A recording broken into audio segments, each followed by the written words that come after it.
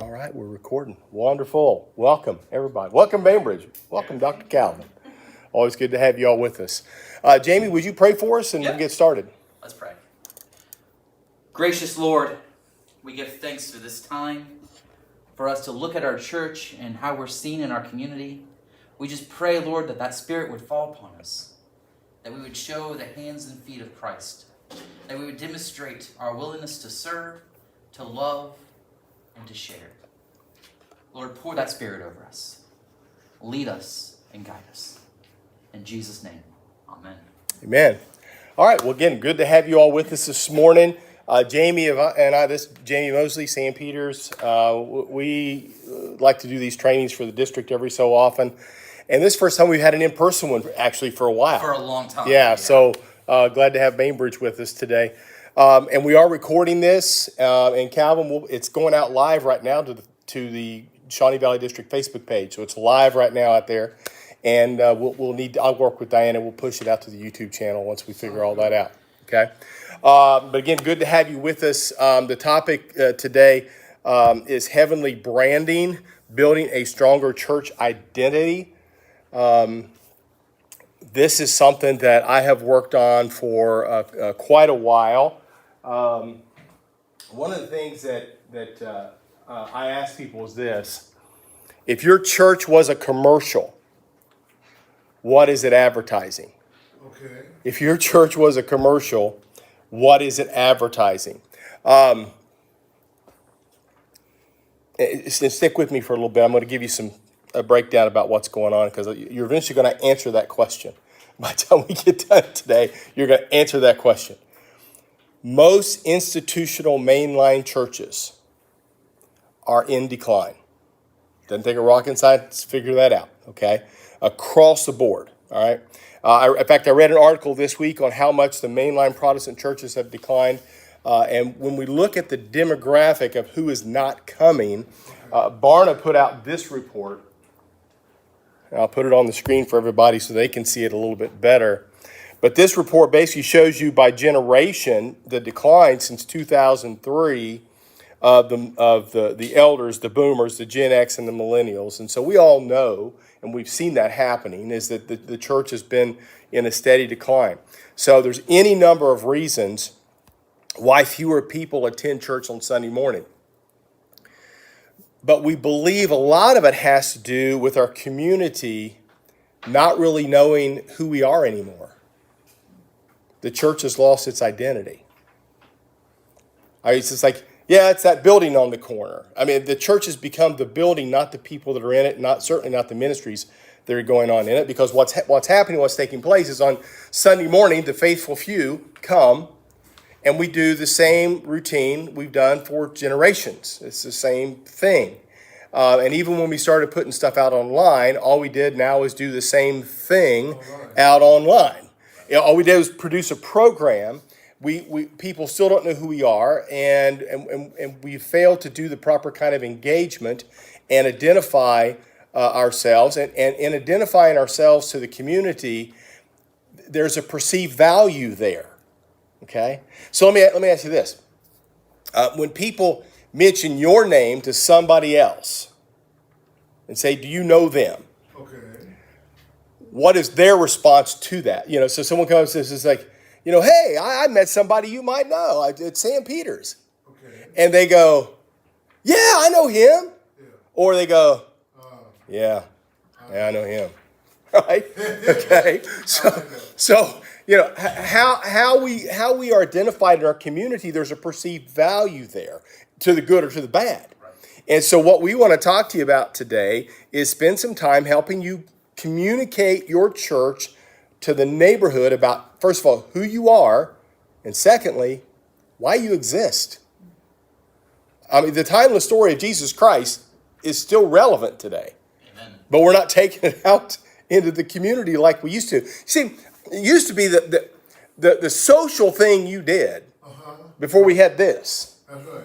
The social thing you did on Sunday was go to church. Yeah. Wasn't anything open. Couldn't buy anything. If you want to see anybody, you went to church. Now we have this litany of choices on Sundays, and church is somewhere down here in the priority. if none of these pan out, I'll go to church. Or maybe I just feel guilty because I haven't been for a while, so I'll go to church. By and large, people aren't coming to the building. Just throwing the door open and putting a sign on the marquee, all are welcome, doesn't get them in the door. The church has to leave the building. Okay? And we have to market and brand ourselves out to the community. So, my previous partner in the district with Small Church Initiatives, Bill Goodall, used to share this story with us. I won't do it justice, but as Bill does, but I will share with you kind of the gist of it. Bill and I were working with the church within the district, and Bill doesn't GPS stuff. I drove, I'm right there, I'm waiting on him. He gets to the little small town where this church is at, and he's lost. He can't find it. So he stops at a service station and asks him, do you know where such and such United Methodist Church is? Nope, no, not a clue. So he drives up the street to the next gas station and asks them, just about a block away, do you know where such and such United Methodist Church is? No, not a clue. Hey, Bob, come up here. Do you know where such and such United Methodist Church is? I think it's a couple blocks down this street. They're 2 blocks from the church and nobody knows where it is. That's how oblivious it had become. Beautiful building, beautiful church, but people had become so oblivious to it being there. You ever notice how, something's broken or at your house, how many times at first you notice it, but then after a while you don't even notice it anymore? Okay, our churches have become that way. We've become so oblivious to our community that they don't even see us. So Jamie's going to lead us in a little exercise called Won't You Be My Neighbor? Now, have you got stuff to pass out to him? I do. Okay, I'm going to need you up here to hear you. So pass it out first and then come back up to me. This is the only microphone we have is on this iPad up here today.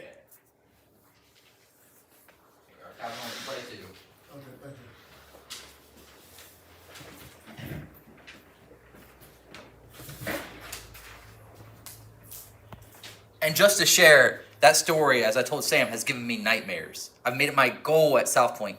I want the test to be passed. If someone says, where's South Point United Methodist? They may not attend there, Calvin, but they know where it's at. I made that a goal because that scares me. And it's that close and no one knew. When you're over in Bainbridge or behind the Dairy Queen. You're behind the Dairy Queen. Listen, I know of a church that Sam told me about in Jackson that was known, the 5 stop signs? We're the church of the 5 stop signs. So at least they got, they know, people know the 5 stop signs. So on your little piece of paper, don't ignore my art. My art's not very good, but if you'll draw 9 squares as part of a big square and put your home in the middle. Home in the middle. We're going to do a little exercise.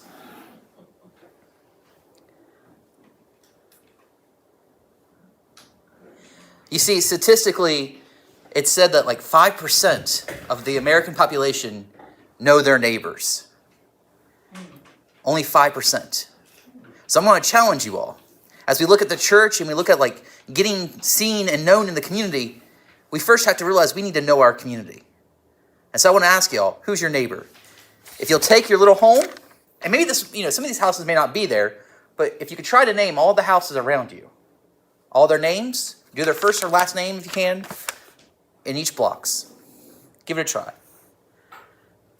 I'll have you know, when I did this 3 years ago, I failed. And I was so embarrassed. I'm like, I don't like this exercise. It made me uncomfortable. I did not like it.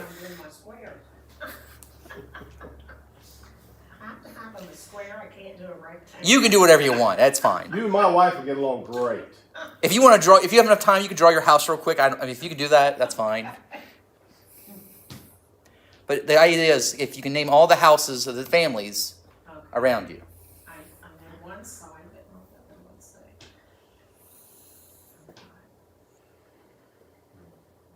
Now, see, Sam gets a real pass in this one because his neighbor, he lives in the business there, and it's just a parking lot. I have working to one side, a vacant lot across the street. Let's see, what else I got? Oh, then Mike Clevenger's over here on this corner. Well, at least you know one then. Vacant house here. The Sampsons live behind me, and I have one neighbor I don't know. And Calvin, you've not been there very long, but Year and a half. year and a half. So if you, I mean, I'd be really impressed if you named all your neighbors. No. No. Don't even think about it. Well, I remind you that Jesus said to love your neighbor. Uh-huh. And when I read that, I always interpret it mean everybody around me, people in my community. But when I think about it, what about my literal neighbor? I don't really love them because I don't know them. Mhm. I didn't know who they were. Yeah. And I'm going to do a little exercise with y'all. Everyone get them? Yeah. All right, got it. All right. So you have their names, as many as you could. Now tell me something about them. Don't put down just their car color, because I know you see the car color, but what's something you know about them? What do they do? Oh, put that on here? Yeah, on each neighbor, if you can. And you don't have to turn these in, by the way. Yeah, no, this is just a personal exercise. Because again, about 5% could only do it. And Jesus tells us to love our neighbor. Again, I failed this, guys, so don't feel too bad. I couldn't do it. I knew Mike had dogs, Calvin. That's what I put down. Mike had German Shepherds. And Calvin's like, oh, my neighbor has a dog.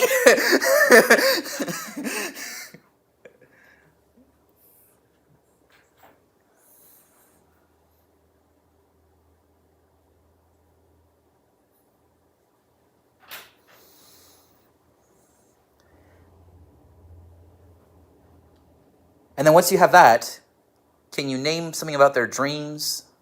Name something about like they're looking in the community? Something that they, something personal, very personal about them. Maybe they're one of them sick. Maybe one of them is dealing with divorce. Maybe one of them is struggling with depression or something. Whatever it may be, personal, put it down. And after this was said and done, after I did this exercise, I discovered one of my neighbors, her son was very ill. And it was heartbreaking because I had no clue, no idea. And I'm like, wow, I'm the minister. I'm right beside you. Why didn't you let me know? But why should she? She didn't know me. Yeah. So it was my job to get to know her. So think about it. Is there anything personal you know about each one? And maybe not, and that's okay. That's what we're going to build awareness on.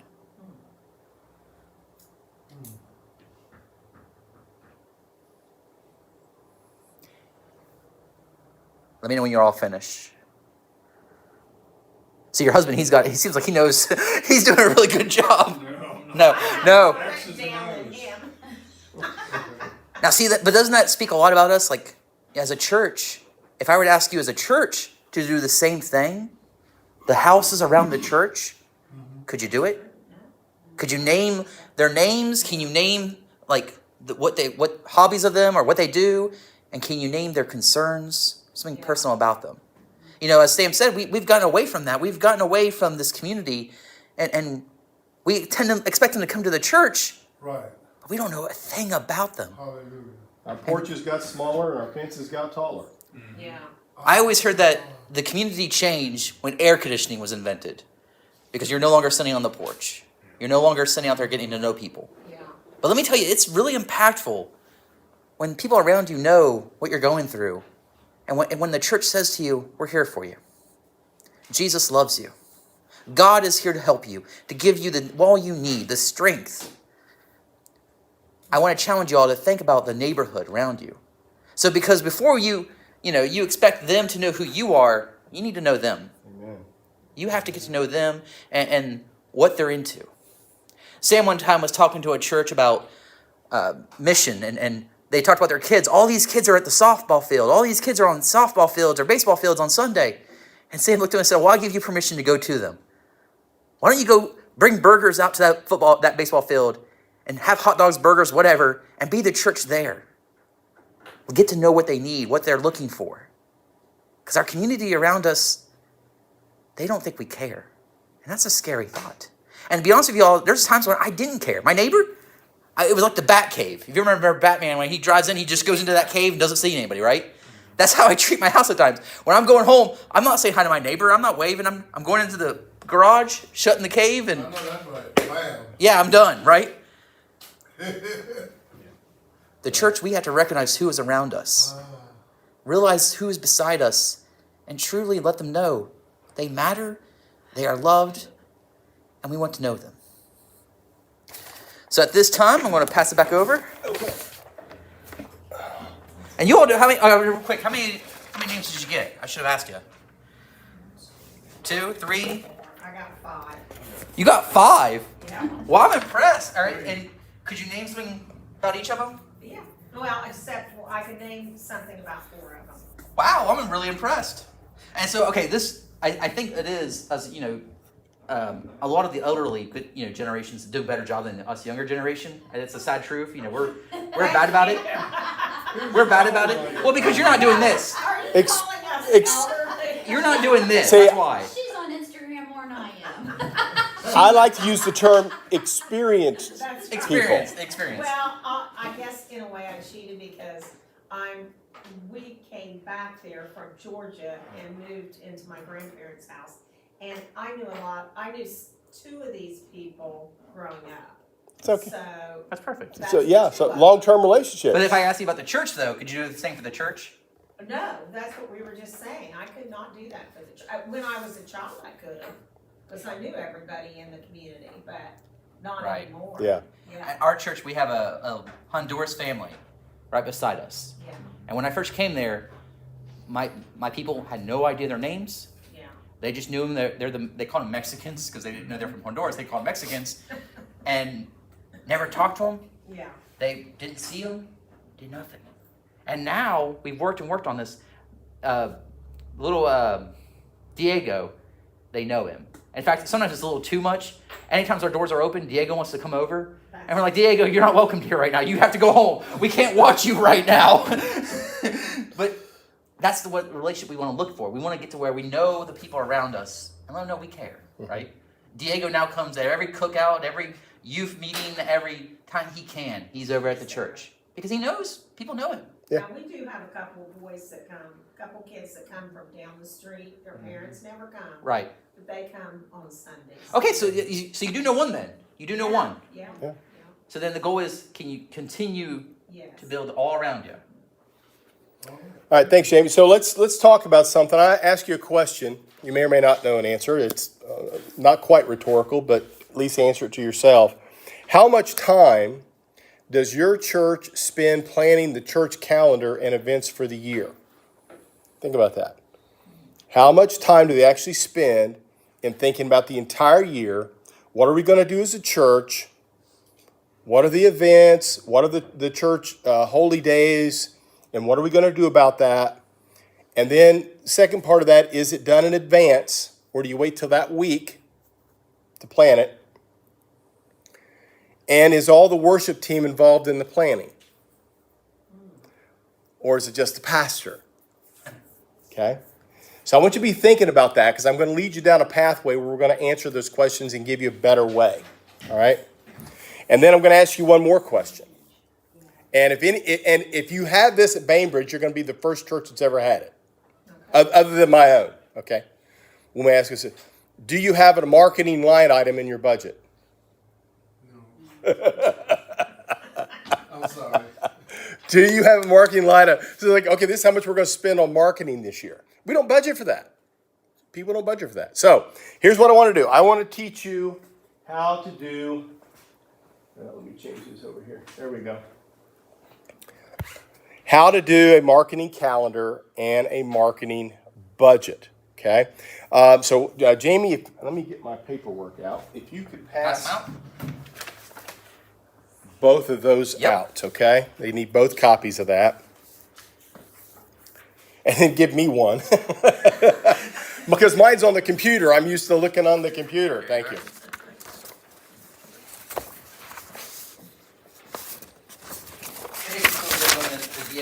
No, I never had a marketing budget. Yes.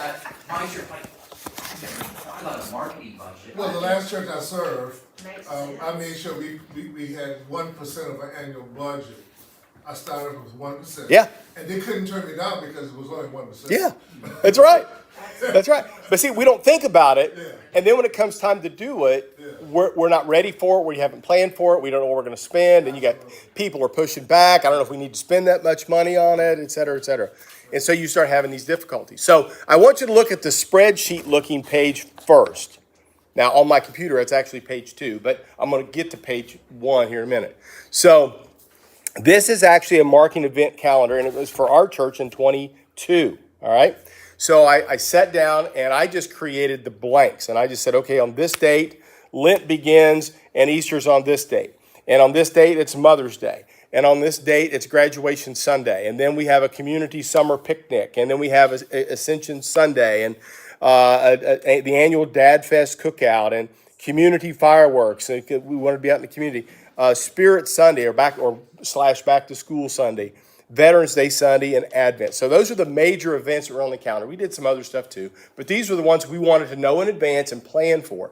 Now, I'm actually having a meeting with our worship team this Sunday about the second half of the year.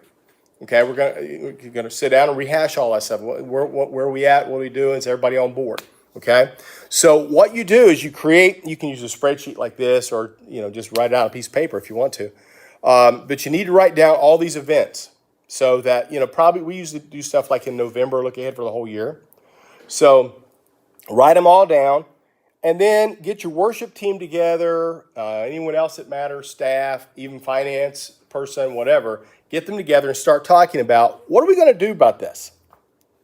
What's the marketing activity? How are we going to communicate to our community what's going on here? Okay, so let's just pick, let's look at Mother's Day.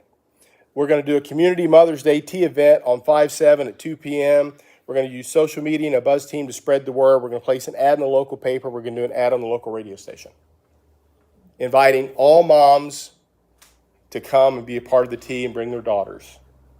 Okay? And we made a point of making sure surrogate moms counted. Who? Surrogate moms who don't have daughters, but they'd like to come to the tea. Yeah. They have adopted daughters, so to speak, in the community, and bring them. And so by specifically talking about each one of these events, we were then able to assign tasks. Okay, office manager, I need you to go ahead and, contact the newspaper, and here's the ad, put that in, all that kind of stuff. Okay, I need you, ladies that do stuff in the kitchen, you need to plan the tea, decorate the tables, whatever, all that kind of stuff. And so by having this, we actually knew what we were going to do, and we set a budget. $250. We're going to spend up to $250 on this event. Okay, so then let's pick another big one. Let's do the Spirit Sunday, August 21st. Okay, so secure a guest speaker from the schools to be at the service. Decorate the church in a variety of local school colors. Ask the congregation to dress in their favorite school colors. Use banners outside to announce the event. Send flyers to all the local schools, inviting them to come to a back to school blessing. Collect supplies for the students and distribute them to the schools. Advertise on social media with colorful school prep rally graphics and tag each school system in the post. Thought went into that. Yes. Instead of like, oh man, that's next week. Yeah. Man, what are we going to do? Well, and so here's our fallback. Well, I guess we'll do the same thing we did last year, Jamie. Right. Just do the same things we always do. And we still don't invite the community. Okay? So one of the first things I'm going to tell you to do is to get a group of your people together and do one of these for the year. Don't let it. You can't inspect what you don't expect. Yeah. So you want to make sure that you're documenting this stuff, and now it doesn't hit you blindside. You got it on the calendar. You know it's coming. You know who's doing what, and it's going to go so much smoother. Number one. Number two, you're actually going to involve the community. You should never do an event at your church that does not include the community as the way to market it, okay? And that gets me to the second part, and that's the other page. Creating a community avatar, okay?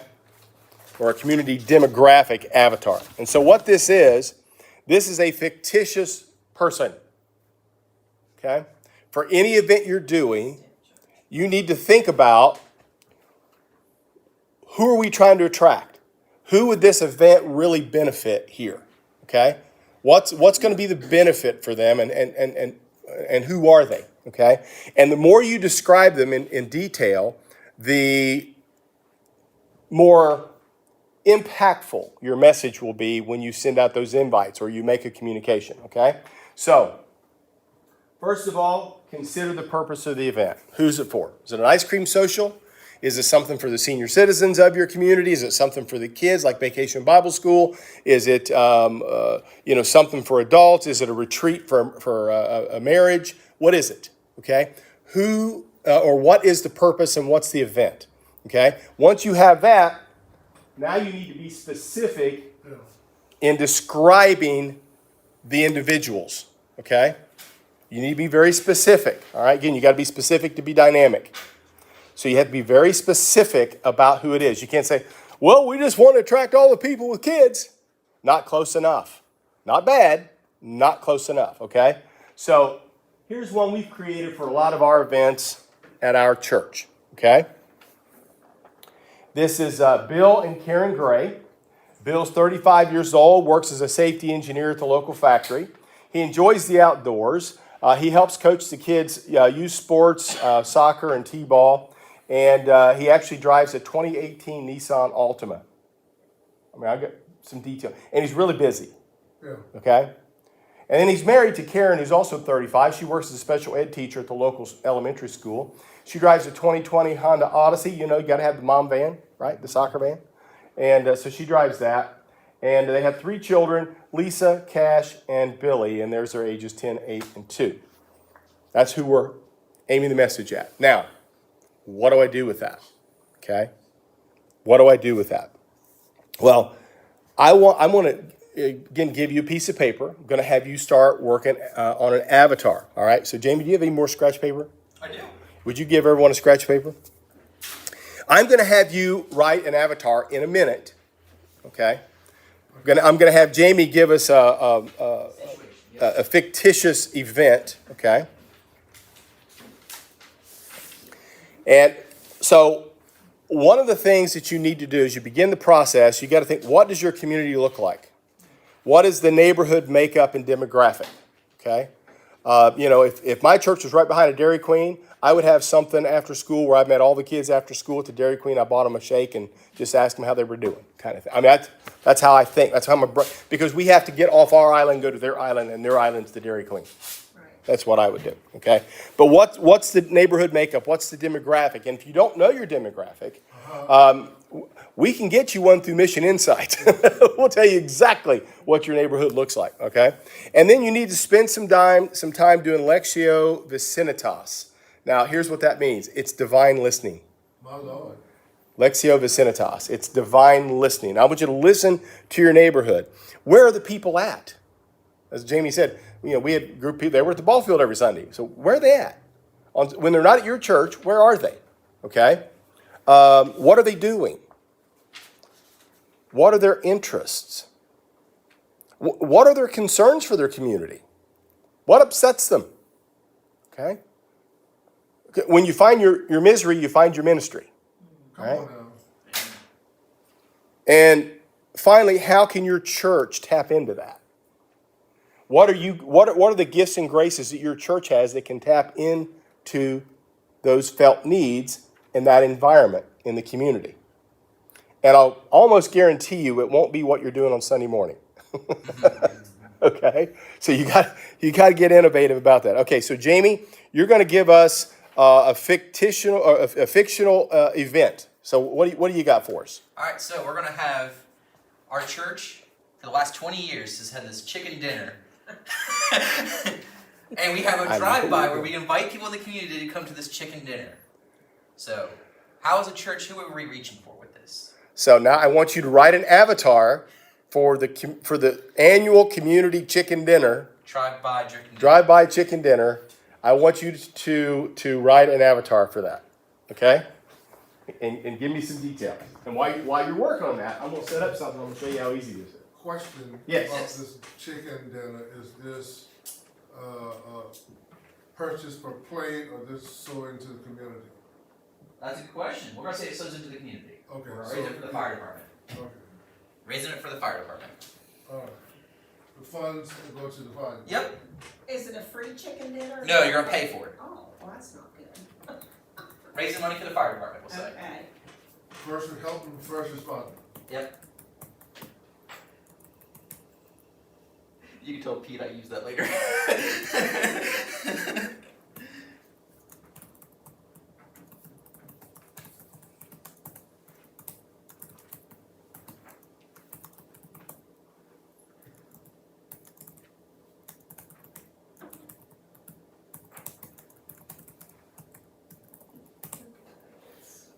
I also want to mention, when he's going over the budget lines and items, don't forget there are a lot of UMC communication, like scholarships given to get free advertisement stuff for like around Christmas and Easter.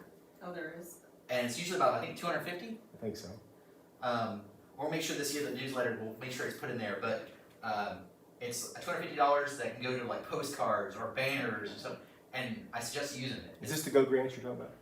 I- No, this is different than the Go Yeah, Grants. it's like UMC communication or Yeah. something. Yeah. But it'll be in the newsletter. I talked to Diane about it, and Okay. it's such a cool thing. I mean, 250 may not be a lot, but it still helps, you know, especially the small church. Every bit helps the small church. Okay. Are you done yet? You still detailing? I'm still looking. I'm sorry, I distracted him, Sam. I distracted him. Talked about free stuff. Oh, I chose that. I didn't choose, am I supposed to choose someone I know? No, make your own. Oh, Yeah. okay. It can be someone you know. I mean, who I would think you it's, want your church to reach? Okay, for that's this kind of event? what I picked, somebody, yeah. When I read by Bill and Karen to our worship team about this, one of the ladies spoke up. She says, "Those are my kids. You just described my kids." Yeah, And I'm like, "Exactly." And their kids, by the way, don't go to church. She said, that's who we want. I'm like, yeah. The more detailed you are, not everyone's going to be like that, but some are. And those that you miss will still be on the fringes of that, and you're going to see success. So I've never actually used this yet, so I'm kind of really Oh, curious. this is going to blow your brain, man. It's a game changer for something like this. Really? Oh, yeah. Yeah, wait till you see it. It's incredible. This is mind blowing. I've had friends that said they used it to write a sermon, you know, but I've never even touched it yet. Mm-hmm.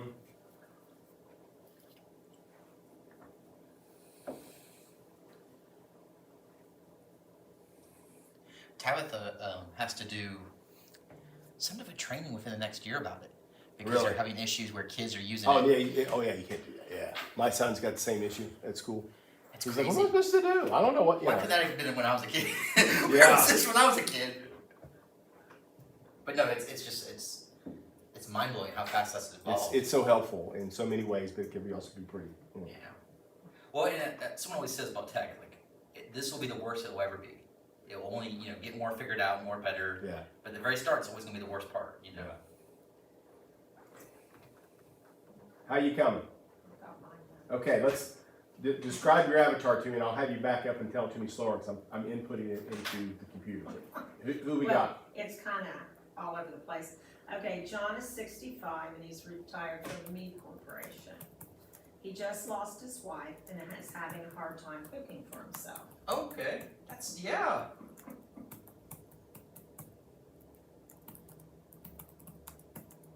This is legit a good avatar. I like that because that's His family lives out of state.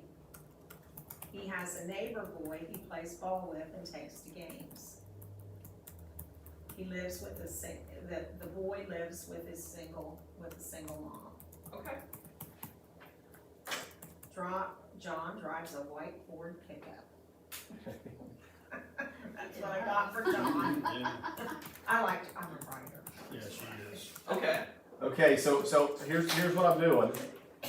Oh, you're gonna love this then. You're gonna love this. All right, so I've written in here. I'm using this new Chat GPT.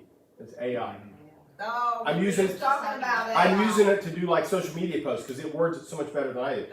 So I wrote, provide a social media post for a church annual picnic dinner to raise money for first responders of the community. Aim the post to people age 65, recently retired, widowed, and having a hard time cooking for himself, and has a few close friends. He drives a white Ford pickup.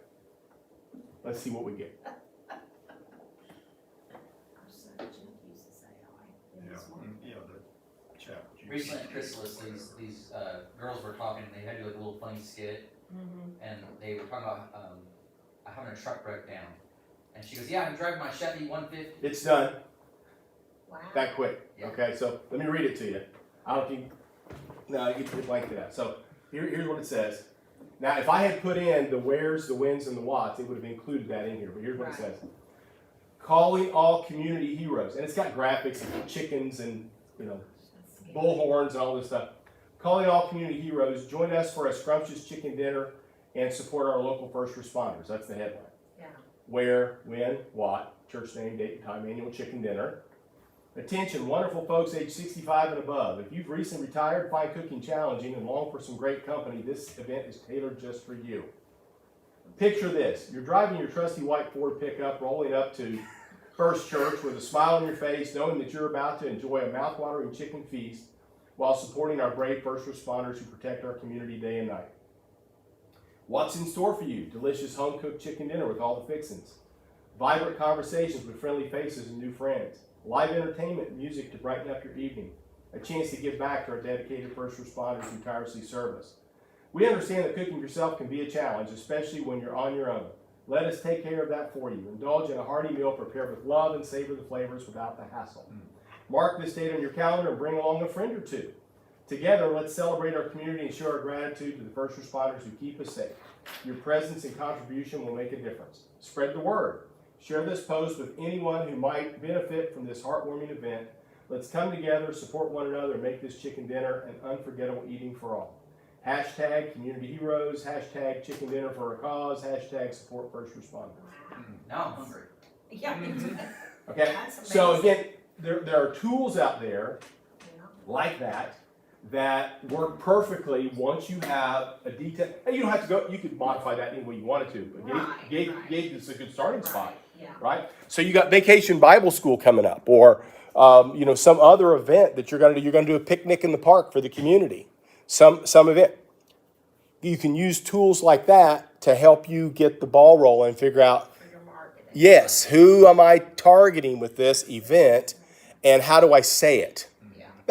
Some of that was a pretty cool way to say it. It's a little wordy for me, but still, yeah.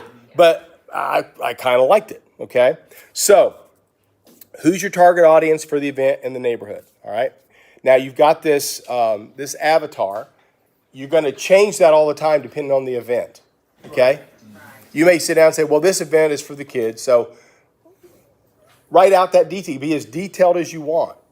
Kids that are involved in what, and going to what school and what neighborhood, and then you put all the who's, the what's, the where's, and the why's in there, and it'll generate some of that information, okay? So now let's assume that you have an event, or even better, that you've gotten guests to come to your church. Are you ready for them? Okay. Are you ready for them? If you're not expecting guests every Sunday, then I guarantee you that you're not ready for them. You need to expect and prepare for guests each and every week, okay? You only get one chance to make a good first impression. One chance. I'm a movie nerd, so I was like if you build it, they will come. Yeah. We have to be ready. We have to be prepared. So if I just showed up at your doorstep one Saturday morning unannounced, and you knew who I was, but and you looked out the, huh? You wouldn't get in Yeah. on Saturday morning. You, but you look out the curtain, you're like, oh my gosh, pastor's here, right? Yeah. Oh, So, yeah. It'd probably freak you out a little bit because you weren't ready for me, right? You're stashing stuff under the couch, throwing stuff in the closet, picking stuff up, right? Or you make sure just keep him in the living room. Do not let him leave the living room, kind of thing, right? Yeah. Put up the crime tape. Yes, right. But now, what if I told you I was coming? Yeah. Oh, we'd be. You'd have a pot of coffee on. You'd be all ready. Okay. We treat Sunday morning as though no guests are coming. Right. We're not ready. We haven't rolled out the red carpet. Ushers aren't ready. Instead, when a guest comes in, and I use the term guests, not visitors. Right. That's intentional. When a guest comes in, what they see is some people going like, "Who's that? Who's that? Anybody know who that is? Do you know it?" Okay. Or they go back and they dust off the welcome pamphlet, that they haven't, it's got dust on, they brush that off and give it to them. And then they run up to the pastor and they go, "We have a guest." It's like in a panic instead of being ready. Our hospitality team actually practices how to greet people. Okay? When from the front, we always say from the parking lot to the pew and back again. We want someone to be with you. All right?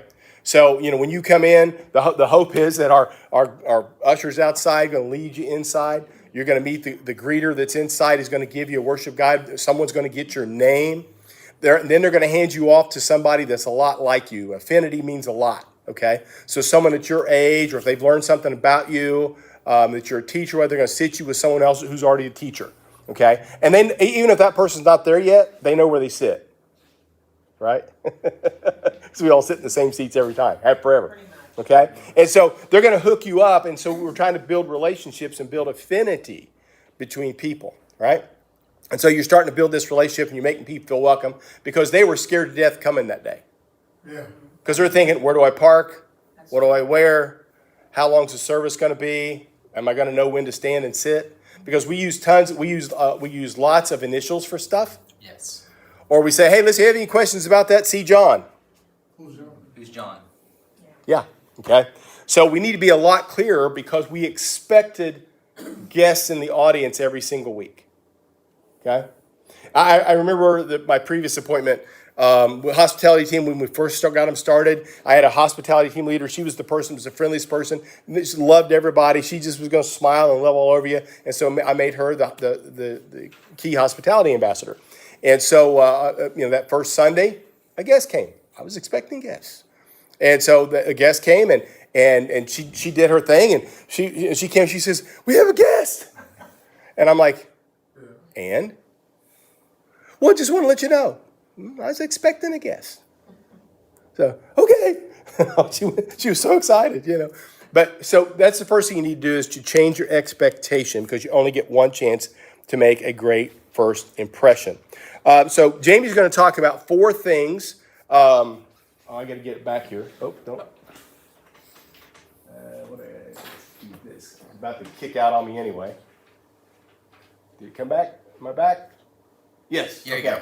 So we're going to talk about 4 things that we need to do to be prepared. Okay. And this is the first. Right. So accessibility. Can everybody get in? Is it easy to find everything? Are there signs to the bathrooms? Are there changing tables there? What is accessible to your church? Do you have things to help people with hard hearing? Do you have a ramp? Do you have means for people that have difficulty walking?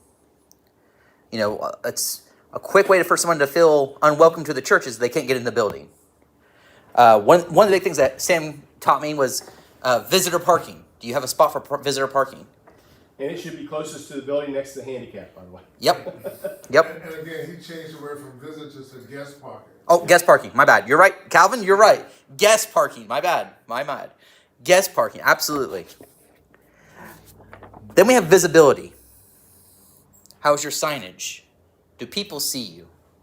Do people know? Will you pass the test? Will people know where your church is at? Do they know it? Can they recognize it? What sets it apart? What's seen it? When I first came to South Point, one of the things that we quickly fixed was, Calvin, they had a broken window. And my understanding was that window had been broken for years. Okay. What's that say to the community? Well, they're probably not open anymore. Broken window is abandoned. Broken window says, I don't care. I don't care. We get that fixed. You go to a restaurant with a dirty bathroom, do you like going there again? No. No. See what I'm saying? First impression. No. Your appearance. What do guests see and think when they first visit? And one of the things Sam always says is we do refocus, which I told Sam, this is like mini refocus. This is a mini refocus.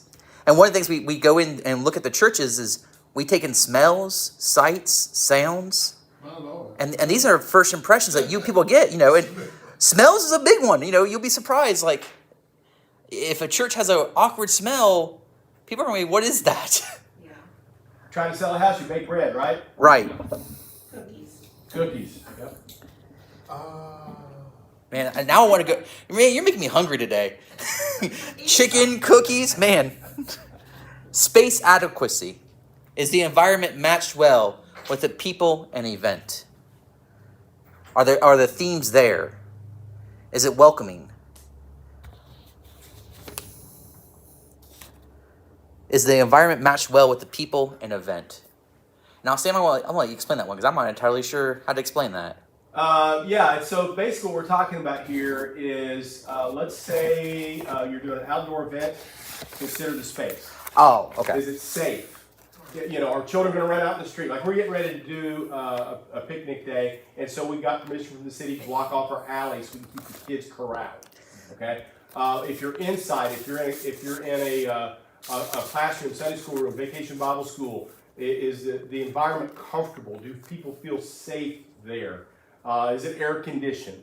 All those kinds of things. If you had a new mom dropping her kid off at your church and dropping them off to the nursery, which they probably got to do till they're at least 10 times, but let's say they drop them off, do they feel safe dropping their child off in that nursery? Think about the space adequacy. Is it adequate for what you're trying to pull off? Okay. I mean, we used to have a Sunday school class 30 plus years ago at a church I was at. We called the Zacchaeus Club because we ran out of room, so they met outside underneath a tree. So we called them the Zacchaeus Club, and they had Sunday school under the tree on Sunday morning.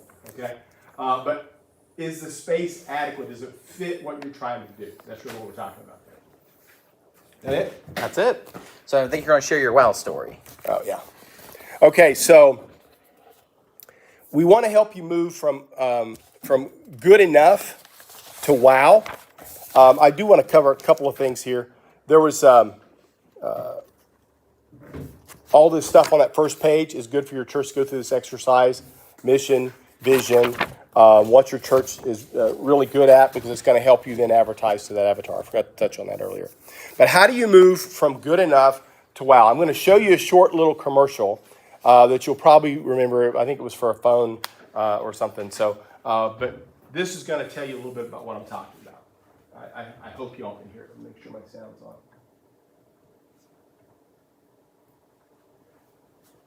Oh no, it's all. I have no sound. It's going through there. I don't have a little speaker. Projector. Yeah. So do you remember the commercial? Maybe you remember it.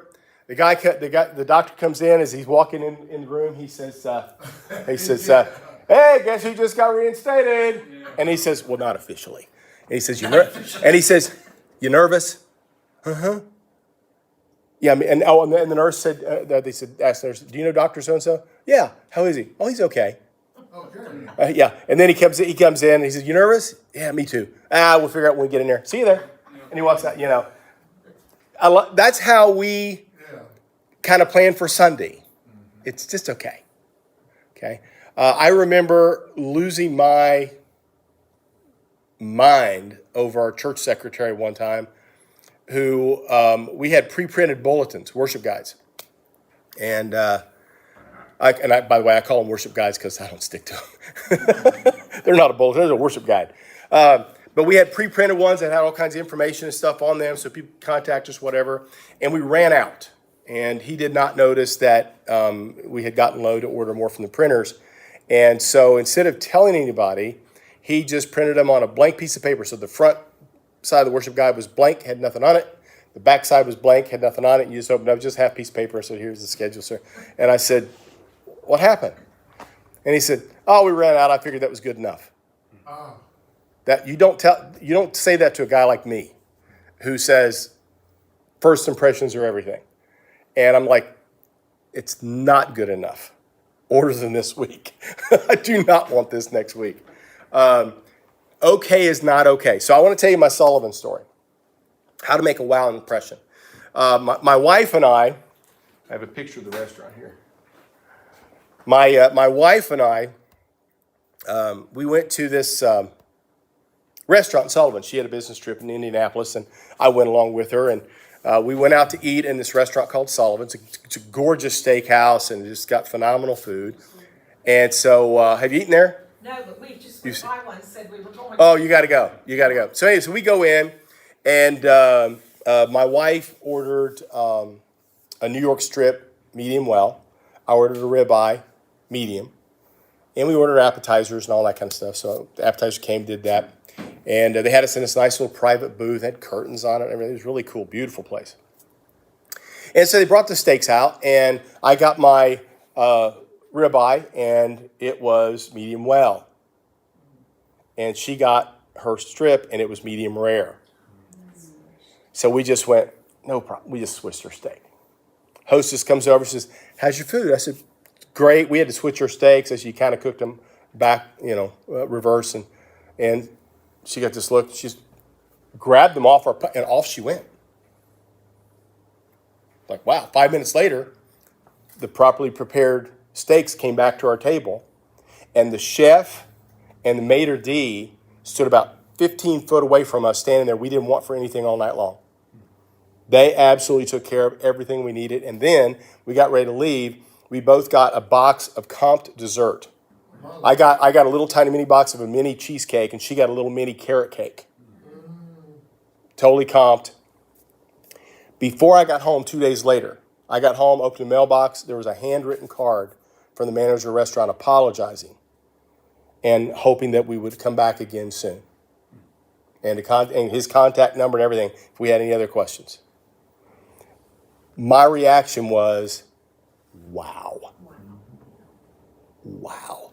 So guess what's happened now in the 15 plus years since I had that event. You've been back. And I've been telling this story everywhere I go. Yeah, Okay, that's why I just told you, go to Sullivan's, right? yeah. They have gotten a lot of mileage out of doing hospitality right. They created a wow impression in my mind that I have not forgotten to this day. So what if that family, Bill and Karen Gray with their 3 kids, finally say, we got to get the kids in church. Let's go. And they get up and they fought all the demons that are screaming in their head about why they shouldn't go again. And they get to the church and they got the parking lot and they got there right as church is starting because they didn't want to sit in somebody's seat. And so they go in and they finally get sat down someplace. What if they went through all that experience and they get back to the car when everything's said and done and Bill and Karen looked at each other and said, wow, that was not what I expected at all. That was incredible. What if you could create that wow experience?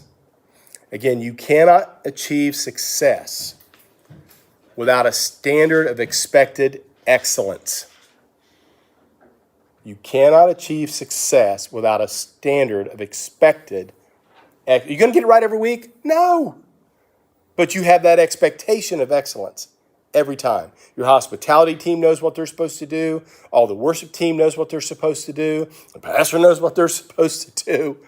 And you create this wow experience that's aimed at the guest, not at the 99% that comes every Sunday. You love them and you're ministering to them in so many other ways in Sunday school and small groups and everything else. But you aim that at the guest, the least, the lost, and the last, so that they have a wow experience. Again, you cannot inspect what you don't expect. So, question to you all. How might a guest be turned off at your church or at an event right now? What? Oh, the elevator isn't working. Elevator's not working. Okay, that's a biggie. What else? What else would turn them off?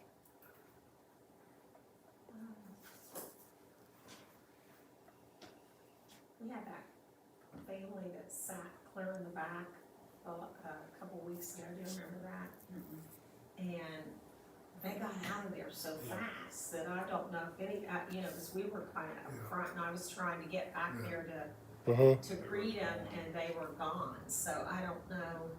I'll give you 2 tips on that because, first of all, we've created a hospitality time in the back of the church, so they don't have to go very far because that's where they're going to sit.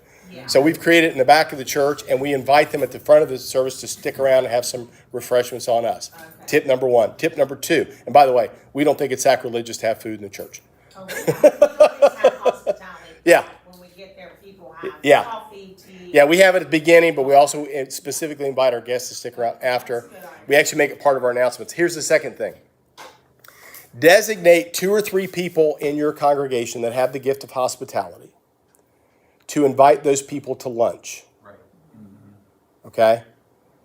You want someone who's just really going to make them feel at home and welcome. Now, they're probably going to turn them down, but the invitation goes miles. Yeah. Okay?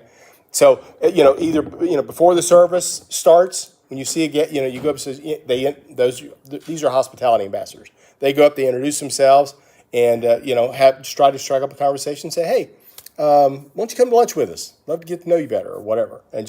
And what we do at our church is if you can't pay for it, you turn the bill into the church. We'll take care of it.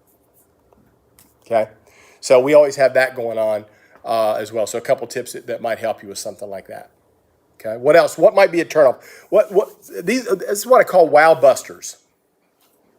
What are the written or unwritten rules you have in your church that might turn off a guest? I just mentioned yours, the food. Like we don't have that rule. No. If you come in with a cup of coffee or I'm not saying a word to you. No. I probably have some people going like, I can't believe they brought coffee in here, but yeah. What written or unwritten rules do you have? I think a big one that churches don't realize is they say they don't have a dress code, but there's a dress code, right? If someone comes in wearing a hat and blue jeans and a t-shirt, well, you should be dressed up nice or you're coming to church. Yeah. And we're very casual. Well, good. And make that clear. This is... This is usually my Sunday attire with maybe a jacket, but this is it. It's what you get. Blue jeans, tennis shoes, okay? So, but I want you to be thinking about those kinds of things. And I want you to think about how might your church turn the atmosphere around to be more like Cheers. Remember Cheers? Where everybody knows your name? Everybody knows your name. Yeah. So, I mean, and I don't mean, have a kegger, but I'm just saying, how might you turn... Give you a call. Well, hey, you know what? Innovative expression says you can have church in a bar. One of the things that I teach is what I call the ecclesial minimum. The ecclesial minimum is 3 things. And we learned this during COVID, okay?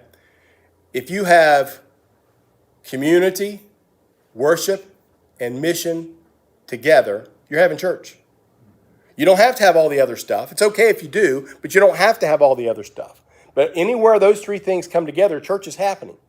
So it's happening on people's front porches. It's happening in the park. It's happening in the sanctuary. But it's happening when those 3 things come together. And so find creative and innovative ways to go to where the people are. Where we're at now, it used to be the church wanted to be an attractional model. Remember that? We wanted to be attractional. So we did lots of events. We had gospel sings, guest speakers, all kinds of stuff. And we said, come to us. Come to us. And we got really good at attractional. Okay? But we forgot how to be missional. Okay? When you want to be missional, it means you have to go to them. And so picture this, is that the church is on an island, big island, okay, with a big building. And we're telling everybody, come to our island. We'll even send a boat for you. Or we'll build a bridge for you, but come to our island. And they go, I'm not coming. I got other stuff I can do on my island. I don't need to be there. So what we have to go to their island, and not only go to their island, be prepared to stay there. Right? I've had a lot of missionary friends in the last 40 plus years in ministry, and they serve all around the world, and they are out in, bamboo fields in Vietnam and on islands in Indonesia, and poverty-stricken areas down in Ecuador. They went there and they stayed. Okay? So we've got to be prepared to go there and stay. Okay? So, questions. We're going to do some question time. And 2 more things and I'll be done. You can get out here early. Yay! My wife's going to be so happy I'm getting home early today. She has, because we didn't have to work today. If you don't know me, I'm a chef and run a cooking school and all this. So, and we didn't have a cooking class today. So Joyce is like, we get the day off. I'm like, no, I got training. He's going fishing. No, I'm not. We're actually. I'm actually going to catch up on some honeydews that I've been putting off all week. So, but questions? What do you got?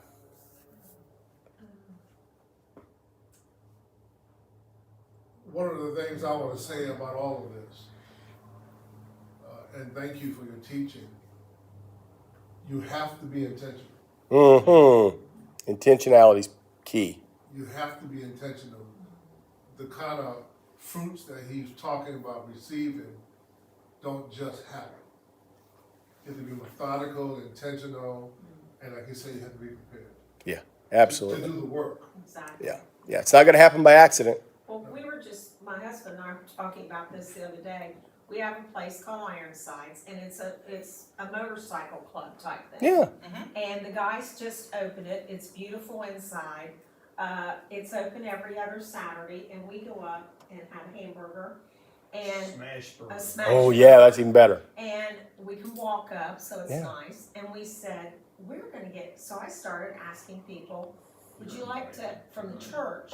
Yes, we're gonna go tonight. Oh, So we asked some people from the church, and I said, that would be a great, if they see our church coming in there and having, you know, all of us together and having a good time, that would be a great outreach for us. Yep, it's a good start. You were expecting the church to leave its building? Yeah. Wow, Sam, I think she's advanced. So So, at our church, we had a similar circumstance because Yeah. we had a group of our folks together, and my question went out to them, where are they at? yeah, What are they doing? And one lady spoke up. She said, they're all at such and such bar yeah, on Sunday morning. And I said, okay, how can we get there? She said, well, I know the bartender. I could talk to him about putting it on the TV screen and live streaming it. And I said, make that happen. So she did. wow. This is the weekend after Super Bowl. And they put us on the big screen in the bar. Wow, And I got to preach to everyone in the bar. wow, So here's what we did, like you just said. My entire Sunday school class, 10 of us, all went there for lunch. yeah, As soon as church was over, we made a beeline. The whole group of us walked in, sat down. They said, we just saw you on TV. Yep, just one. And I even gave them a shout out. I knew they were watching. So I'm doing the sermon. I says, hey, I want to give a shout out to such and such a saloon. Glad you guys are watching us today. that's awesome. And then we went there and had lunch. Yeah. So that's a phenomenal idea. Well, we thought about that, and we have started asking some people, and they said, yeah, we'll go. And then we talked to, we were talking about having a event, like a drive-through prayer Yeah. event. Yeah. And maybe at our festival. Give away free coffee. Yeah, at our festival of leaves, we were gonna have a tent by our church, Mm-hmm. and do you need prayer? And Yeah. then have them come in and provide them with a water bottle Yeah. and, something, we were talking about Yeah. that, so I guess. That's phenomenal. That's, again, go do your avatar. I was gonna say, do your avatar for that. Figure out who am I trying to get this message to, Yeah, and then do it. That's a tremendous idea. yeah, cause we could do that thing, we could put that on Facebook and about the prayer and Yeah. prayer tent. And now, again, this is one of the things I didn't mention, but I'll just throw it in here as an extra. When you think about the avatar and who you're trying to reach, what's the medium they use? Are they Instagram people? Are they YouTube people? Are they Facebook people? See, my kids aren't on Facebook anymore. No, kids aren't on Facebook. They got me on it, and then they left it. And they're all on Insta and TikTok and everything I'm else. on Instagram, but I'm not on Facebook anymore, So, yeah, but yeah, so when you think about your audience, think about what their preferred medium is. Because if you're trying to attract, like my kids' age, there, and you put it on Facebook, they ain't gonna see that. no, you're right. Put it on Instagram, they'll see that.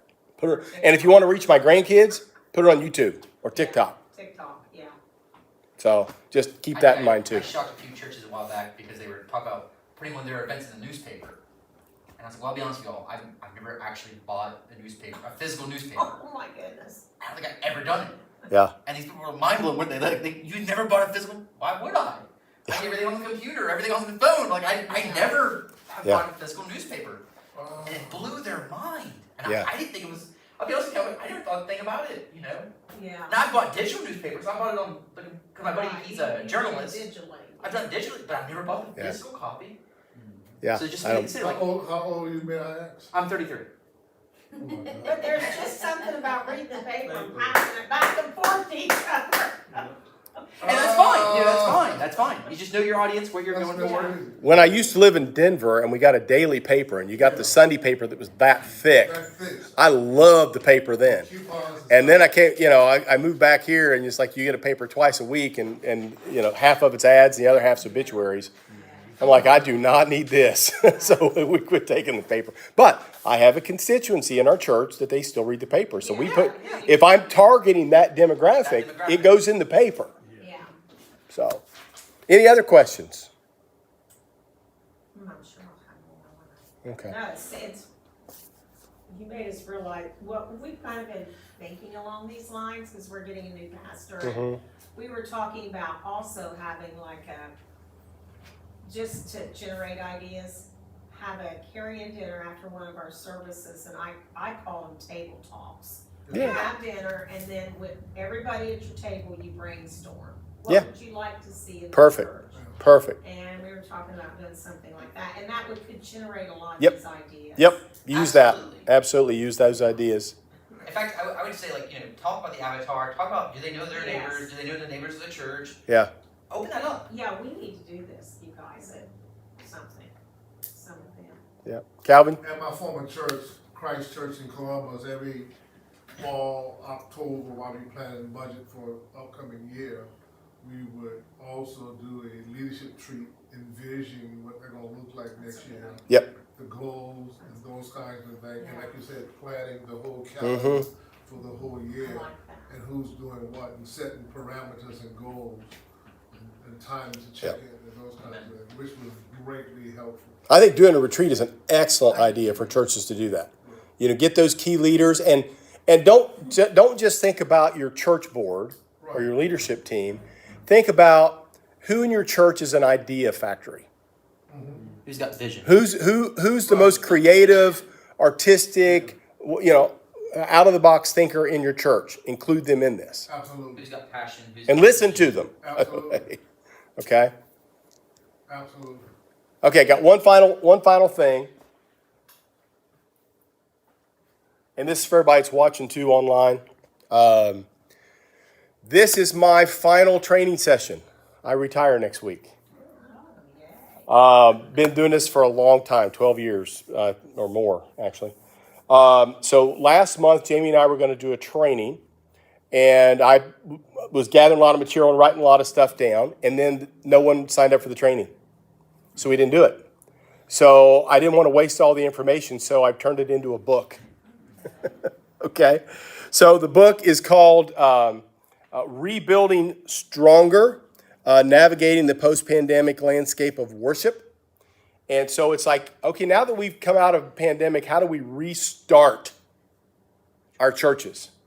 How do we crank them back up again? How do we get back, in what church is now? Not what it used to be, what is it now? And so I cover all this stuff on technology and branding and mission statements, and all that's in the book, okay? So I've written this book. It will be finalized probably within the next week. I'm still doing my last final grammar checker edits, all that kind of stuff. If you will send me an email, and this goes for all you all watching too, if you will send me an email, and my email is now on the screen, you can see it there. For people online, it's now online for them, samjoypet@gmail.com. If you will send me an email, because I'm going to continue to do small church consulting. I'm not walking away from ministry. I'm just going to do this more. But if you will send me an email, I will send you a free PDF copy of the book. It'll be out on paperback soon, but I will get you a free PDF copy if you send me an email. Okay.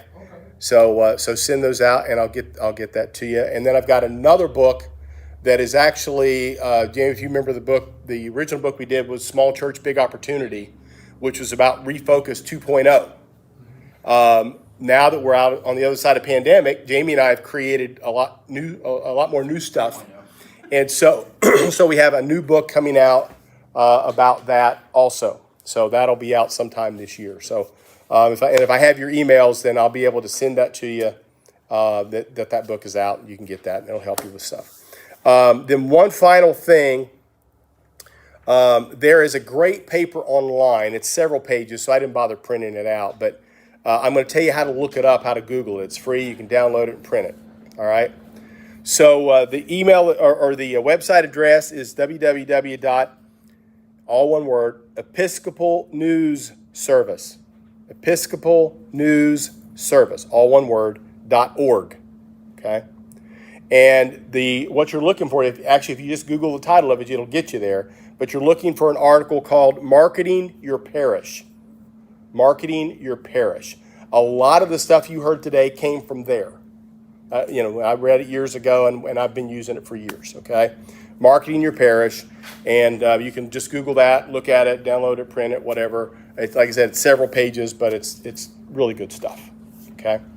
And even though I'm retiring, feel free to email me, reach out with your questions. Again, I serve the Lord through the church, and be more than happy to help you guys. Okay, and Jamie's Jamie's taking over. I feel Elijah and Elisha. Here's my mantle. Appreciate it. So, all right, y'all. Thank you very much for coming. Thank you. One more thing. I told Sam I was going to embarrass him, but since this was his last time, I wanted to get you something. And I know it's not much, but like, what do you get a chef, right? I can't get him a restaurant because like he cooks better than most restaurants. Yeah. But I didn't know this. I've heard about how great Kroger is in Willersburg. It's like one of the better ones. So Tabby and I found, and I didn't know they even make these. Yeah. But we found you a $25 gift card to Kroger. Okay. And I just want to thank you, man, for all you Thank you, brother. Appreciate it. Appreciate it so much. All right, y'all. Thank you. What's your favorite dish to fix? Anything Cajun and Creole. I've got a big Cajun barbecue coming up in August where I'll be smoking 2 whole alligators. We put a pineapple. Put a pineapple in their mouth and we smoke them for 17 hours. We cook up 10 pounds of blackened catfish, boudin, turtle soup, andouille sausage, pork cracklings, all kinds of stuff. So that's my favorite stuff. If you would join me to come around Pastor Sam and just pray with him for this next step. He's not finished. No. This is just one leg of the journey. Come He's on. not done yet. Come on, Ron. Well, I'll go all the way around. Go around? There you go. Gracious God, we thank you for this man of God who's been faithful over a few things. The Bible is clear.